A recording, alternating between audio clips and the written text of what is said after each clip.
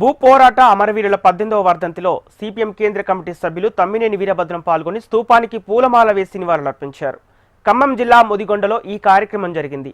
రాష్ట్ర వ్యాప్తంగా జరిగిన పోరాటంలో భాగంగా ముదిగొండలోనూ పోరాటం జరిగిందన్నారు. ఆనాటి ప్రభుత్వం పోలీసుల దౌర్జన్య కారణంగా 7గురు ప్రాణాలు వదిలారని చెప్పారు. పోలీసులు తుపాకులతో కాలుస్తున్న ఎదురొడ్డి పోరాడిన చరిత్ర ముదిగొండదని ఆయన పేర్కొన్నారు. ప్రత్యక్షంగా ఆందోళనలో పాల్గొని పోరాటంలో తూటాలతో గాయాల ప్రాణాల నుంచి బయటపడిన నాయకులు తన కళ్ళెదుటే ఉన్నారని చెప్పారు. వ్యక్తిగత స్వార్థం కోసం జరిగిన పోరాటం కాదని, ఆనాటి ప్రభుత్వ విధానాలకు వ్యతిరేకంగా జరిగిన పోరాటమని ఆయన తెలిపారు. ఆనాడు జరిగిన దృశ్యాలు మనకు బాగా గుర్తున్నాయి. ఎదురుగా తుపాకులు కాలుస్తున్నా సరే ధైర్యంగా పోరాడినటువంటి చరిత్ర ముదిగొండ అమరవీరులది. చనిపోయిన వాళ్లే కాదు, ఆనాడు ప్రత్యక్షంగా పోరాటంలో పాల్గొన్న ఇక్కడ హాజరైన మన నాయకులు ఉన్నారు. అట్లాగే మీలో అనేక మంది ఆ రోజు ప్రత్యక్షంగా పాల్గొన్న వాళ్ళు ఉన్నారు.